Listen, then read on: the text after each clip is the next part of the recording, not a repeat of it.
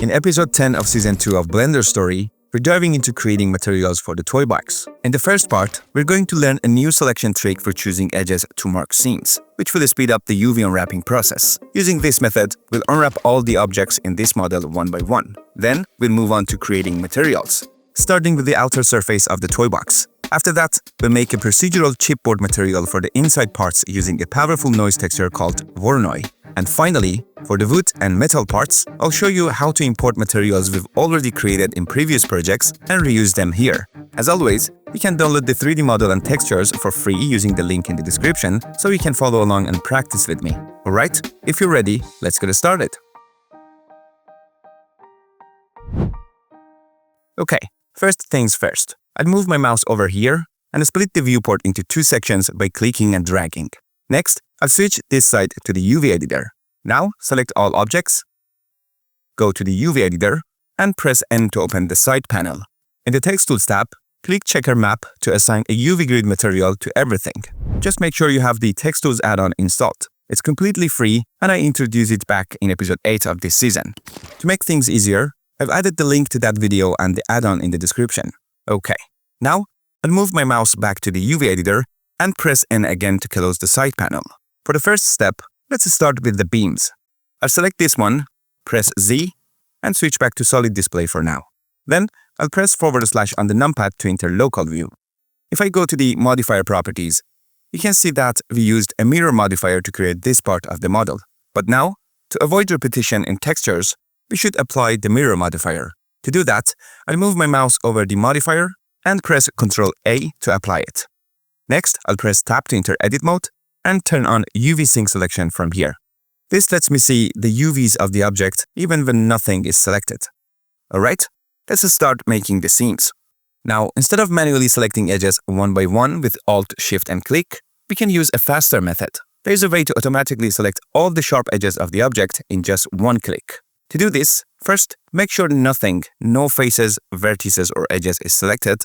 Then go to the Select menu and click on Sharp Edges. And just like that, Blender instantly selects all the sharp edges for us. But here's something important to keep in mind. If you have any components selected before using sharp edges, Blender will keep them selected and add the sharp edges to your selection. So, if you want a clean selection, make sure to deselect everything first. Okay, now I'll click on an empty space in the viewport to deselect everything. Then, I'll select sharp edges again. And next, I'll deselect the edges that I don't want as seams. I'll hold Shift and deselect these two edges, these two as well. Now I'll move to other side of the object and deselect these edges too. Okay, now I'll hold Alt and Shift and deselect these edges on both sides. Alright, now I'll press U and mark the selected edges as seams. Then I'll press A to select all components, press U again, and choose Unwrap Angle Based. Now I'll press Z and switch to Material Preview to check the Checker Map texture and make sure there is no distortion. As you can see, the texture size is way too big and we can't clearly see the squares. To fix this and make things easier to read, I'll select all UV islands with A, then press S to scale them up. Okay, now we can clearly see the checker squares on the object. Yep, everything looks good, and the texture is displaying correctly without any issues.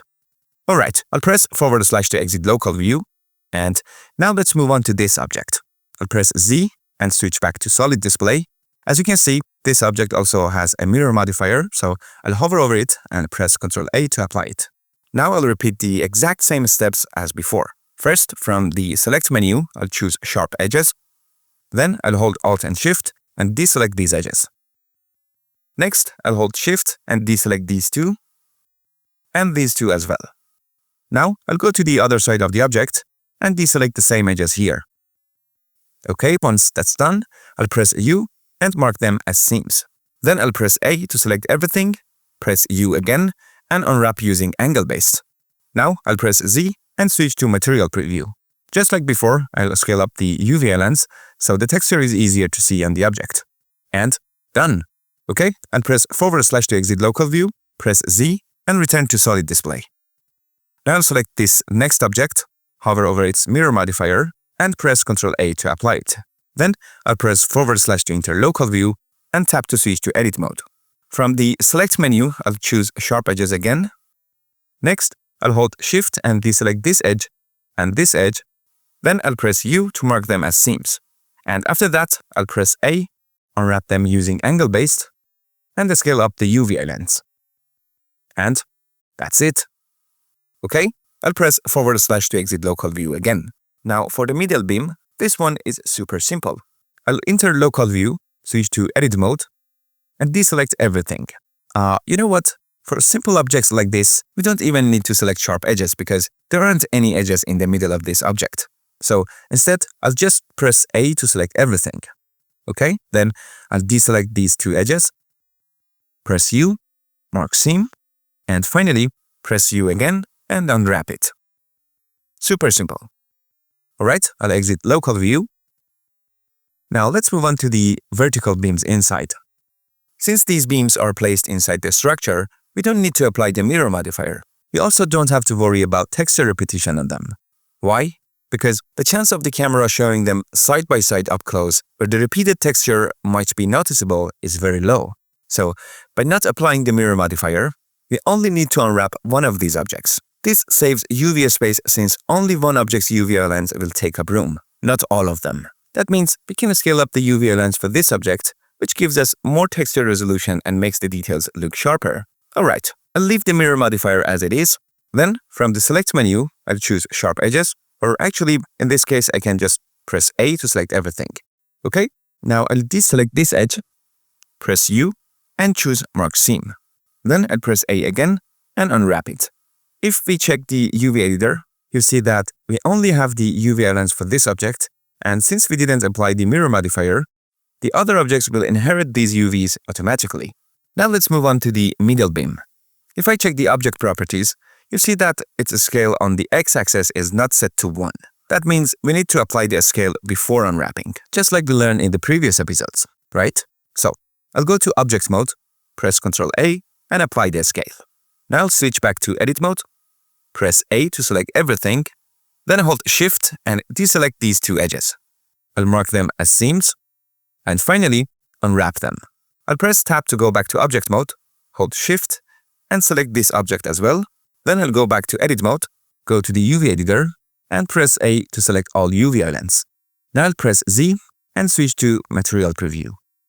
Okay, everything looks good. I'll just scale up the UV lens a bit, and done. That's it for the beam objects. Now I'll press / to exit Local View, and move on to this object. I'll enter Local View by pressing / on the numpad. Okay, for this object, we also don't need to apply the mirror modifier. So I'll press Tab to enter Edit Mode, and this part is super simple. I just need to select sharp edges from the Select menu, mark them as seams, select everything, and unwrap them. That's done. Alright, everything looks fine for now, but if I zoom in on this sharp corner, you see that the texture doesn't display correctly here. It looks distorted. What do you think could be the reason? If I go to this section and turn on wireframe, you'll see the real problem. It's actually caused by the topology.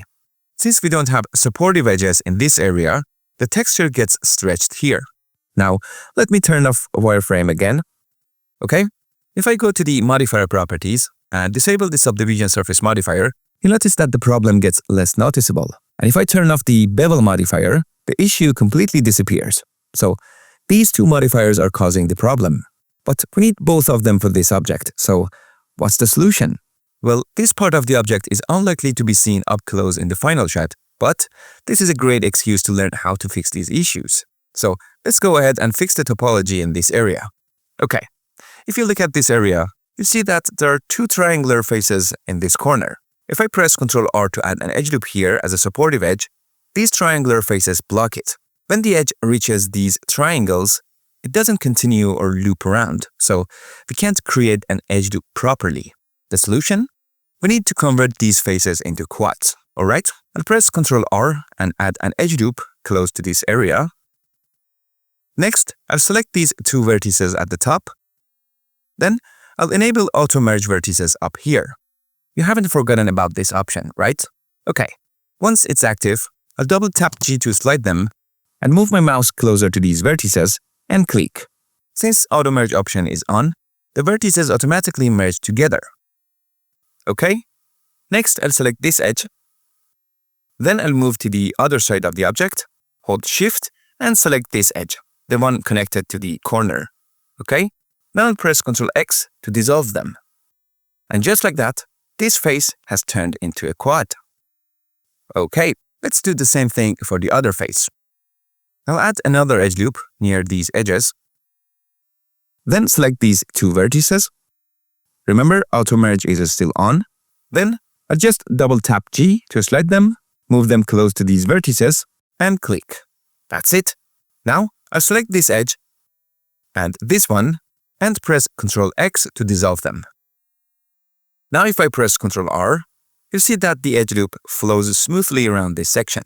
But when it reaches to the other side of the object, it stops, because there are still two tries over there blocking it. So we need to turn those triangles into quads as well. Let's quickly repeat the same steps on the other side. I'll add two edge loops in this area. Select these two vertices, double tap G and move them. Now, I'll select these other two vertices, double tap G and move them as well. Next, I'll select the edges on both sides of the mesh and dissolve them with Ctrl X. Boom, done. Now, finally, we can easily add an edge loop in this area. Okay? Since we don't need auto merge anymore, I'll turn it off so it doesn't cause issues later. Alright, let's turn our modifiers back on. I press Z, switch to Material Preview, and zoom in. By the way, if Blender doesn't let you zoom in further, here's a quick trick. Just select a vertex in the area you want to zoom into and press period key on the numpad. See? Now we can zoom in easily. But wait, the problem is still there. Turning those faces into quads didn't fix it. So, was all this effort for nothing? Not quite, don't rush to conclusions.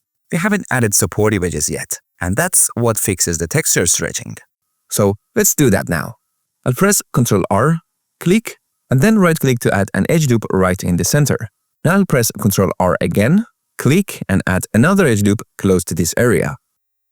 And as you can see, the result looks much better now. Alright, let's do the same for the other side of the object. Okay, and done. Now, let's add one more edge loop in the middle of this inner section. Okay, with the edge loop selected, I'll press Ctrl B for bevel, scroll once to add an edge loop in the center, move the mouse, and click here. Okay, see how much better the result looks now? Now, since we changed the topology, we need to unwrap the UV lines again. So, I'll press Tab to enter edit mode, press A to select everything, then press U and unwrap the UVs. And that's it, our object's UVs are updated. You can see that by fixing the topology, we managed to reduce the texture stretching significantly. Okay, now let's exit local view with /, press Z and switch to solid display. Okay, time to move on to these objects. I'll select them and enter local view again. Notice that we used two mirror modifiers while modeling them. I'm going to apply the first mirror modifier by hovering over it and pressing Ctrl A, and I'll do the same for the other object as well. Next, I'll select both objects, go to edit mode, click in the empty area to deselect everything, and then go to the select menu and choose sharp edges. Okay, let's zoom in a bit. Now I need to deselect the circular edges here, and to make sure I'm selecting the back edges as well, I'll press Alt-Z to activate X-ray mode, hold Ctrl, and click and drag to deselect these edges. Okay, then I'll press Alt-Z again to exit X-ray mode. Now, while holding Alt and Shift, I'll also deselect the surrounding edges of this object. Alright, next I'll press U and select Mark Seam. And finally, I'll press A to select everything and unwrap the UVs. I'll go back to Object Mode, press Z and switch to Material Preview to make sure the texture is displaying correctly. Looks good. Now let's exit Local View with /, and time to move on to these screws. I'll select them, enter Local View, and since the bottom cap of these objects is already open, there is no need to mark seams. We can unwrap them directly. But first, if I check the object properties, you see that their scale isn't applied. So I'll press Ctrl A and apply their scale. Now I'll switch to Edit Mode, press A to select everything, then press U, unwrap, and angle-based. Done. Let's check the texture, Z, material preview. It looks like the checker map hasn't been applied. Okay, no problem. I'll select the screws again, hover over the UV editor, press N to open the side panel, and in the TexTools add-on, I'll click checker map. Alright, press N again to close the panel. Let's zoom in on the screws. Okay, you can see that the texture is slightly stretched, but since this is a small object and we're not using a specific texture pattern for it, this tiny amount of stretching doesn't really matter, okay? However, if you want, you can rotate the UV island slightly to make the texture appear straighter. Alright, that's it for the screws. Now, let's move on to the hinge. Select the object and enter local view. Alright. As you can see, we've used two mirror modifier for this object as well. So I'm gonna apply the first one with Ctrl A. And now, let's move on to marking the seams. Switching to edit mode with tab, zooming in a bit. Now I'll press 2 on the top row of the keyboard. To activate edge select mode, holding Alt, I'll select this edge loop. Then pressing the period key and the numpad, I'll center the viewport and the selection. Next, holding Shift and Alt, I'll click here, and with Ctrl click and drag, I'll deselect these edges. Then, holding Shift, I'll deselect these as well.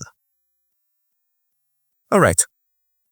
Let's move over to the other side of the object. Again, using Ctrl click and drag, I'll deselect these, and then with Shift, I'll deselect the rest. Okay, that's done. Now I'll press U and choose Mark Seam. Then, I'm going to select everything and unwrap. It didn't unwrap correctly, and that's because I forgot to mark one of the edge loops. So, no problem. Holding Alt, I'll select this edge loop, mark it as a seam, select everything again, press U, unwrap, and choose angle based. There we go. I'll press Z and switch to material preview. Alright, everything looks good. Now exiting local view with /. You know what? Before we move on, let's check the UVs to see if we need to straighten them. Okay, jumping back into local view, switching to edit mode, zooming in on the UV editor, and yep, as you can see, the UV needs to be straightened. Just like I showed you back in episode 8, we can easily do this using the TexTools add-on. So first, I'll click in an empty space to deselect everything, then switching to face select mode. I'll hover over this UV island, press L to select it, then press N to open the TexTools tab. Okay, open the UV layout section, and now we need to click rectify, but it's grayed out. If you remember, to enable it, we have to turn off UV sync selection. Alright, I'm gonna select the UV island again with L, and now click rectify. And there we go. The UV island is now straightened. I'll turn UV sync selection back on, switch to object mode with tab, and exit local view with /. And that's it for the hinge objects UVs. Now we just have these two objects left. Since I painted the texture for these objects manually in Substance Painter, which is a specialized texturing software, you need to unwrap these objects exactly as I do to use the texture correctly. Just a quick note, texture painting can also be done in Blender, but that's a whole separate topic that requires its own dedicated video. And since we don't want to overcomplicate things right now, I've prepared this texture for you so you don't have to struggle with it too much. Alright, let's keep going. I'll select these objects and press / to enter local view, then I'll press Z and switch to solid display. Now, if we check the modifier properties of this object, you see that we had a Solidify modifier to add thickness to the mesh, and it's time to apply it. So I'll hover over the Solidify modifier and press Ctrl A to apply it. Now let's move on to marking seams. I'll press Tab to switch to edit mode, and press 3 on the top row of the keyboard to enable face select mode. Then I'll hold Alt and click here to select these faces. Next I'll press U and choose Mark Seam. Okay, the reason I selected faces instead of edges is that I wanted to ensure these edges at the corners of the object also get marked as seams. Okay, next I'll select this bottom face, press U, and select Mark Seam as well. This way, all the edges around the selected face will automatically be marked as seams. Now, I'll press 2 to switch to edge select mode. I'll select these inner edges and these ones here as well. Then I'll press U and mark them as seams. That's done. Okay, we don't need to touch this edge and this one as well, but I will select this edge and this one at the back of the object and mark them as seams. Alright, I accidentally marked this edge as a seam. No worries, I'll select it, press U, and choose Clear Seam. Okay, finally, I press A to select everything and unwrap them. Alright, now in the UV editor, as you can see, these two UV islands need to be straightened. So I'll quickly use the same method I showed you earlier to fix them. I'll press L to select both islands, then disable UV sync selection, press N, select this island with L, and then click Rectify. Okay, I'm gonna deselect it, select the other one with L, and click Rectify again. And that's it. I'll press N to close the side panel. And let's check the checker map on the object to make sure everything looks good. Yep, everything's fine. Now, let's move on to this object. First, I need to apply its mirror modifier. So, I'll press Ctrl A to apply it. Next, I'll enter Edit Mode and go to the Select menu to choose Sharp Edges. Since I was in Face Select mode, it also selected the faces connected to the sharp edges. So, I'll switch to Edge Select mode, click and drag on an empty area to deselect everything, and then select Sharp Edges again. Now, I'll hold Shift and manually add these edges at all 4 corners of the object to my selection. Okay, then I'll press U and choose Mark Seam. To see things more clearly, I'll temporarily disable the Subdivision Surface modifier. Now let me double check if I've marked all the necessary edges. Yes, everything looks fine. Now I'll press A to select everything, press U, unwrap, and angle based. Finally, I'll re-enable the Subdivision Surface modifier, and we're done. If you zoom in on the UV editor, you'll notice that this UV island isn't perfectly straight, so we need to fix that. Okay, I'll zoom out and quickly straighten both of these UV islands using the same method as before. Alright. And there we go. Press N to close the side panel, turn UV sync selection back on, deselect everything, switch to Face Select mode, and select this UV island. As you can see, this UV island belongs to this part of the model, and it doesn't seem properly unwrapped because it looks shorter than it should be. So, to confirm, let's switch to Material Preview mode, and yep, the texture looks stretched in this area. No problem. In the UV editor, I'll press S for a scale, then X, and move the mouse to adjust the scale until the checker map looks properly square on the object. And done. Now I'll press / to exit local view, and finally, we've finished UV unwrapping all the toy box objects.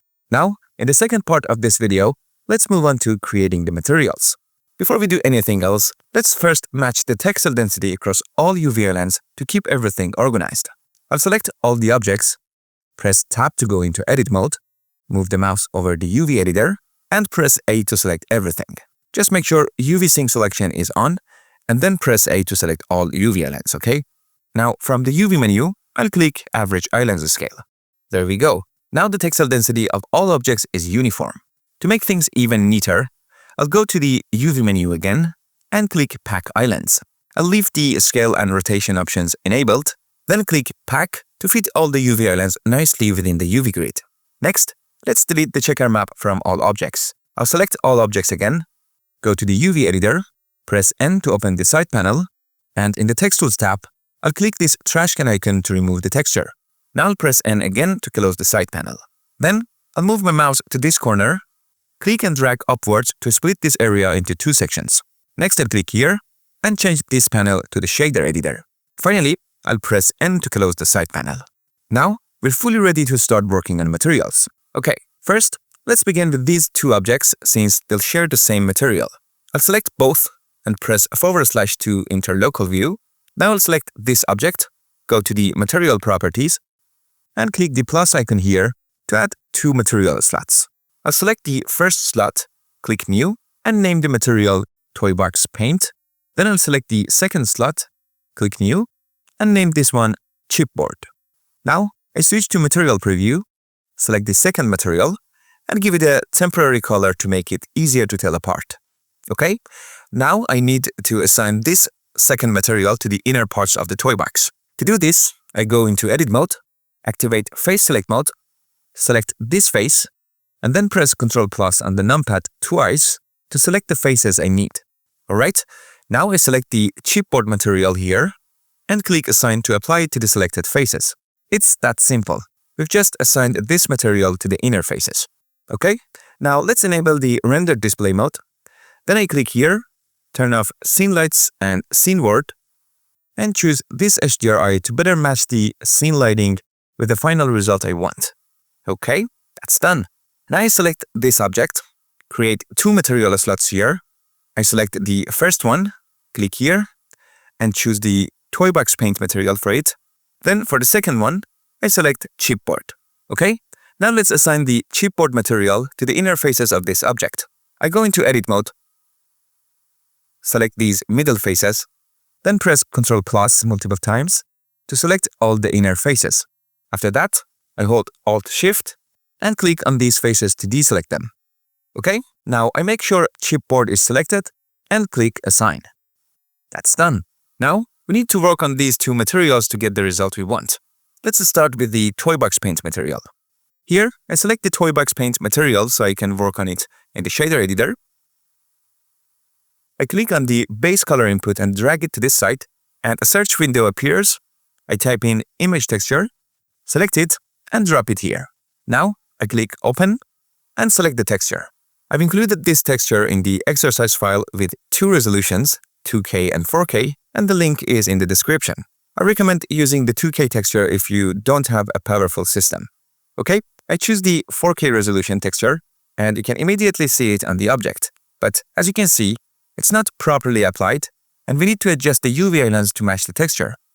First, I select the image texture node and press Ctrl+T to add the mapping nodes, and just make sure the node triangular add-on is enabled for this shortcut to work. Okay, now make sure that the UV is connected to the vector input of the mapping node.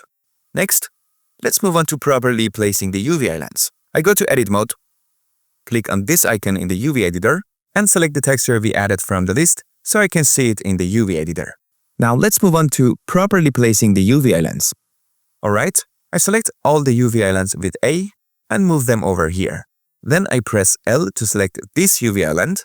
Make sure UV sync selection is active because when you select a UV island, the corresponding faces in the viewport are also selected. This way, you can easily see which part of the object the island belongs to. So, to find the correct UV island, ensure UV sync selection is active and select the face on the object in the viewport, which makes it easier to find the corresponding UV island in the UV editor. Okay, after selecting the UV island, I press G and move it over here. Okay, this part of the texture is exactly where this UV island should cover, so I need to rotate the UV island. I first select this edge, and you can see that this edge corresponds to this edge on the object. So I need to rotate the UV island this way. So I activate face select mode, press L to select it, then press R and type 90 and hit enter to rotate it by 90 degrees. Now I press G and move it up. Okay, now as you can see, I need to scale this UV island and enlarge it to cover this part of the texture. But since I've seen earlier episodes of the second season of BlenderStory, a warning comes to mind that says, hey, you used average island scale to make sure the texel density of all objects was uniform. If you scale this UV island alone, you'll mess up the texel density, and it won't be consistent across all objects anymore. To prevent this, I need to scale all the UV islands together so the texel density of all the objects remains consistent, right? Now, if I exit local view, select all objects, and go to edit mode, you'll see that the UV editor is quite cluttered, so it's better to organize the UV islands a bit to better understand what belongs where and which UV island corresponds to which part of the object. So, for this, first I press A to select all UV islands, go to the UV menu, click Pack Islands, and make sure Rotate is turned off so the islands don't rotate. Then I click Pack. Okay, now everything is organized. Please note that we had already selected average islands scale earlier, and now all the islands have been scaled down proportionally to fit into the UV grid. So the texel density remains consistent across the entire object. Okay, next I press Tab to go back to object mode, select just these two objects, press Tab to go into edit mode, and press A to select all their UV islands. Okay, I move them and place them here for now. I press Tab to go back to object mode, Okay, now I want to select the remaining UV islands of the other objects. So when these two objects are selected, I press Ctrl-I to invert the selection. So this time, the remaining objects are selected. Okay, next, I press Tab to go into edit mode, select all the islands with A, press G to move them, and place them over here. So this way, the UV islands for the parts where we want to apply toy box paint texture are separated from the other UV islands that will have different materials, making it easier to find the ones we're looking for. Okay, I go back to object mode, select these two objects again, go to edit mode, and now let's go through the UV islands one by one and place them in the right spots. I select this face, and in the UV editor, I notice that its corresponding UV island is this one. So I press L to select it, press G to move it, and place it here. Next, I select this face and this face as well. In the UV editor, I find their UV islands, press L to select them, and move them here for now. Next, I select this face as well, find its UV island in the UV editor, press L to select it, press G to move it, and place it here for now. I select this face, find its UV island, press L, then G to move it, and place it here. Okay, now we need to straighten this island as well, so let's do it quickly. I press N, turn off sync selection, press L to select it again, and then in the UV layout section, I click on rectify. Next I press N again and re-enable sync selection. That's done. Now I go back to object mode, select all the objects again, press Tab to go into edit mode, and press L to select this UV island. To focus more easily, I press Ctrl space to expand the UV editor. Let me zoom in a bit. Okay, now I move it a little and try to place it in the center. Alright, now, instead of changing its scale on its own, to keep the texel density uniform, I press A to select all the UV islands for the objects. Keep in mind, I had already selected all the objects and UV sync selection is active, so I can see all the UV islands in the UV editor. Now, I press S and I scale all of them together. Simply just with move and scale, I try to position this UV island exactly in this part of the texture so it covers this entire area. Guys, just pay attention that the goal of this exercise is to help you really understand texel density and UV mapping. Keep in mind, what we're doing now is purely for practice, and it's not something you'd usually do in real projects.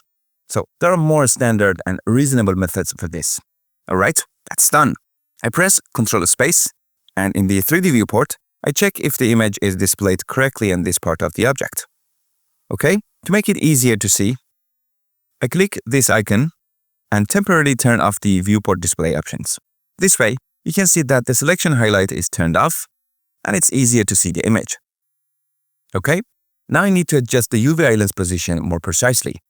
While keeping one eye on the image on the object, I move the UV island to make sure the image is displayed correctly on the object. Alright, that looks good now. I might need to tweak the scale a tiny bit.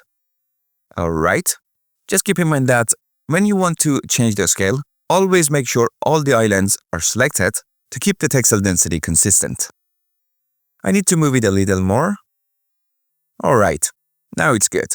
You can see that the image is now displayed correctly on the object. Alright, let's move on to the remaining UV islands. Since we already scaled the UV islands together and used this UV island as a reference for scale, there is no need to adjust their scale anymore. Now, we just need to position the remaining UV islands according to the texture. So, I click on an empty area to deselect everything, and now let's move on to the backside of the model. Okay, first I select this edge to see which part of the model it belongs to. I turn on the viewport overlay, and you can see that it corresponds to this edge of the object. And this edge here belongs to the upper edge of the object. So, I select the UV island with L, press R for rotation, and type -90, and then press Enter. Next, I press G to move it, and place it here. Okay, it looks almost right. Now to fine-tune its position, I press Ctrl space, zoom in a bit more on this area, and try to position it more precisely. Okay, I pan upward and adjust its position a bit more. Alright, I think that's fine for now. I press Ctrl Space, turn off the viewport overlay. I zoom in a bit more on this part of the object and slightly adjust the UV island position along the y-axis. Okay, that's done. I rotate around the object to check if everything looks correct. It seems like there are no issues. Alright, now let's move on to the next parts. I turn the viewport overlay back on, select this face, move my cursor over this island, and press L. Okay, to better understand which direction we should rotate this island, it's a good idea to close the toy box lid, making it easier to see the texture alignment on the object beneath it. Okay, if you remember, in the episode where we modeled this, we made the lid a child of the hinge object. So I select the hinge object, press R, then X, and type 180, then press Enter. Alright, that's done. Now I select the lid object, go into edit mode, make sure its UV island is selected, press G to move it here, press R, type -90, and press Enter. Okay, I expand the UV editor with Ctrl Space and fine-tune its position. I move it up a little, slightly increase its scale along the x-axis, and reduce the scale a bit along the y-axis. So this way, I try to make sure it fully covers this part of the image. Alright, I press Ctrl Space. As you can see, in the 3D viewport, I didn't rotate the UV island in the correct direction. So I rotate the UV island by -180 degrees and press Enter. Alright, that's fixed. Now I'll fine-tune its position again. Okay, let me turn off the viewport overlay options. Alright, I need to adjust the UV island so that these lines align properly. I simply do this by moving and scaling it. Alright, and that's done. I check the back as well. Alright, that's good. Now, let's move on to the two remaining UV islands. I select this one, turn on the viewport overlay, and you can see it belongs to this part of the object. Okay, I move it here, press R to rotate it in this direction. I zoom in more and adjust its position precisely. Okay, I turn off the viewport overlay. It looks almost correct. I zoom in a bit more and fine-tune its position again. Alright, now let's move on to the last UV island. I select it, correct its rotation, move it here, zoom in, and adjust its position precisely. I refine its rotation again, and adjust its position once more. Okay, let me rotate around in the viewport to check how it looks. Seems fine. Alright, finally, I turn the viewport overlay back on, and here's the final result. Okay, now let's reset the rotation of the toy box lid. I select the hinge object, press R, then X, type 180, and press Enter. That's done. Now I select these two objects, press Tab to enter edit mode, zoom out in the UV editor, click and drag to select these UV islands, hold Shift to add these to the selection as well, and make sure that I'm in face select mode when doing this. Okay, these UV islands correspond to part of the object that will only display the chipboard material. Looks like I missed some UV islands, so I hold Shift and select them too. Okay, these belongs to the inner parts of the object, so we can pack them into the UV grid. Since the inner parts have a different material, they won't show the toy box paint material anyway, right? So after selecting them, I can simply go to the UV menu and click on Pack Islands. Here, I disable the scale so that the scale doesn't change and the texel density stays consistent. Then I simply click Pack. Alright, that's done. So since we assigned the chipboard material to the inner parts of the object, these UV islands will only display the chipboard material, which means overlapping them in the UV grid won't cause any issues. The key takeaway here is that once you gain a solid understanding of UVs, you can break many rules in your favor and use them to your advantage. Alright, let's continue. I select the toy box paint material, and as you can see, it's very simple. It only uses a single texture for the base color, and we haven't added any details yet. So let's make it look better and more realistic. Don't worry, we're not going to make it too complex. Alright, I press Shift A and add a noise texture. Then I hold Ctrl Shift and click on it so I can see it directly on the object. Now, I simply increase the detail and roughness all the way up. That's it. Let's connect it to the normal input using the technique I showed you in the previous episodes and see the result. It's really simple. First, I add a bump node, connect factor to height, and connect normal to the normal input of the BSDF shader. Finally, I hold Ctrl-Shift and click on the BSDF shader to preview the result. And once again, this is the magic of the noise texture node. Okay? Next, I simply increase the roughness a little. For example, I set it to 0.75, and that's done. Now, to see the results in Cyclist render engine, I switch the render engine to Cyclist from here, and to speed up the process, I set the device to GPU compute. And here's the final result in Cyclist. Alright, as you can see, the normal map strength is too high. So I reduce it from here, and there we go. Now you can see how much detail has been added. Remember, you can rotate the HDRI image from here to adjust the lighting and get a better look at the material in different lighting conditions. And that's our result so far in Cyclist.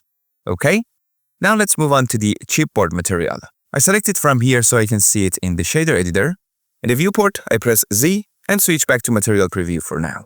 Then, in the shader editor, I press Shift A, and this time, let's use another extremely useful noise texture, the Voronoi texture. So, I go to Texture, select Voronoi texture, and place it here. Okay, I hold Ctrl-Shift and click on it, and you can see that it creates this type of pattern. And by changing its parameters, you can easily control how it looks. However, we're not going to change any of its parameters for now. Instead, I select it, press Shift-D to duplicate it, and place it here. Okay? Now, we're going to use this node to modify the first Voronoi texture we created. This is the same technique I showed you back in episode 9 when creating the wood material. If I hold Ctrl-Shift and click on the duplicated Voronoi texture, you see that it looks exactly the same as the first one, which makes sense because it's just a duplicate. But if I hold Ctrl-Shift and click on it again, you see that we can now view its color output directly on the object. And now, you can see that the color data from this node has a completely different look. And this is exactly the data we'll use to modify the first Voronoi texture. So, first I hold Ctrl-Shift and click to connect this to the surface. Then, I simply connect color to vector. And here's the result. Now, if I increase the scale significantly, for example, I set it to 2500, you see that we're getting closer and closer to the look we want. I also set the detail to 6, and you can see how the particles become even smaller, making the overall result look much better.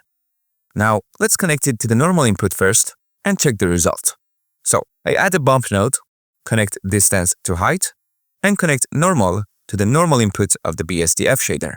Then I hold Ctrl-Shift and click to connect it to the surface. And you can see how much detail has been added. I press Z, switch to render display, and here's the final result in Cyclist. Alright, now I reduce the strength value. Okay, now if I connect distance to base color, you see that to make the material look more realistic, more natural, actually, we need to add color variations to these tiny particles. So, I add a color ramp and place it on this connection. Next, by clicking on the plus icon here, I add 2 more color subs and choose these colors for them. Then, you can move these color stubs around like this and adjust the contrast between the colors to get the result you want. And here's the final result. Lastly, I increase the roughness to reduce the shininess of the material. Alright, as you can see, now it looks much more appealing and realistic. Alright, I press Z and switch back to material preview, and now it's time to create the wood and metal materials for the remaining parts of our object. But since we already created procedural wood and metal materials for the chair in the previous episode, we don't need to start from scratch again. It's super simple. Just go to the File menu, click on Append, and navigate to the folder where you worked on the chair project. Double-click on the Blender save file, open the Material folder, and select the materials you need. Here, I'm selecting Metal Mat and Wood Chair, then I click on Append. Alright, now I select this object, and if I go to the Material Properties and click on this icon, you can see that the selected materials have been added to this project. So I choose a wood chair, and that's it. Next, I select all the other objects that should have the wood material, making sure that this object is the last selection. Then I press Ctrl L and choose Link Materials. Done. Since these objects are still selected, I press Tab to enter edit mode, and you can see that the UV islands for these objects are scattered everywhere. So if you want, we can go to the UV menu, click on Pack Islands, turn off Scale and Rotation, and then click Pack. That's it. If necessary, you can also manually adjust the rotation of the UV islands to align the wood grain correctly. Alternatively, you can tweak the wood material parameters to get the result you want. I won't go over that again since we already created this material in the previous episode. I don't want you to just copy my settings. Just be bold and trust your instincts. Okay? Now let's move on to this object. From here, I select the metal matte material and rename it Metal Gold. Then I select the other objects that should have this material, then press Ctrl L, choose Link Materials, and that's it. Finally, I adjust the color to give it a nice golden tone. Okay, now I go to Edit mode, select all the UV islands, and pack them as well. I also rename the wood material to Wood Beam, and that's it. I press Z, switch to Render Display, and here's the final result. Guys, finally the toy box materials are done and we've reached the end of another episode of BlenderStory. I hope you enjoyed it. Don't forget, if you have any questions, join our Discord group and ask there. I try to answer as many as I can whenever I get the chance, so your learning journey goes smoothly. Wishing you the best and see you in the next episode. Take care.